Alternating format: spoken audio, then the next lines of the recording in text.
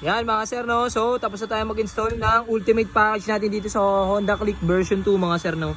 Tapos yan yung installation natin mga sir sa ultimate package yan, pero yung ganyan lang yung wiring natin kanina kaysa dun sa kaninang wiring, no? So lahat yan mga sir balot ng yung mga harness natin, balot yan lahat ng rubberized na tape mga sir. Ultimo yung mini driving light, kahit makapal yung mini driving light, balot yan mga sir, no? Grabe.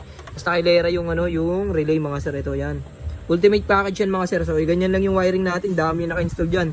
So mini driving light, shifting underglow, tapos running lights. Tapos malinis yung pagkagawa natin ng running lights mga boss, no. So ayan, plug and play pa rin siya. Tapos makita nyo naman walang sugat-sugat dun sa mga lente nya, oh. Grabe. Grabe, ganyan gumawa si Motor Review Garage mga sir, parang stock lang. Madumi lang yan mga sir, no. Pero yung glue nyan okay na okay yan mga sir. Tapos silyado pa din. Yan, okay, grabe yan. Okay na. Yes sir. So ganyan tayo kalinis dito itong trabaho. Tapos syempre plug and play din yung running lights mga sir, no. So pag tinanggal, meron pa din yan. Okay. Tapos ito yung sa headlight niya mga sir. Yan, grabe, ganyan kalinis yan. Motor Review Garage. So sa lahat ng gusto magpa-install tapos magpa-rewiring, PM nyo na po si Motor Review Garage mga sir, no. So pakita ko sa inyo yung functions nito mga sir, no. Yan, grabe. So ito yan, no. May tie switch yan mga sir, no. Tie switch, mini driving light, shifting underglow, yun, no. Tapos dual horn setup mga sir yan.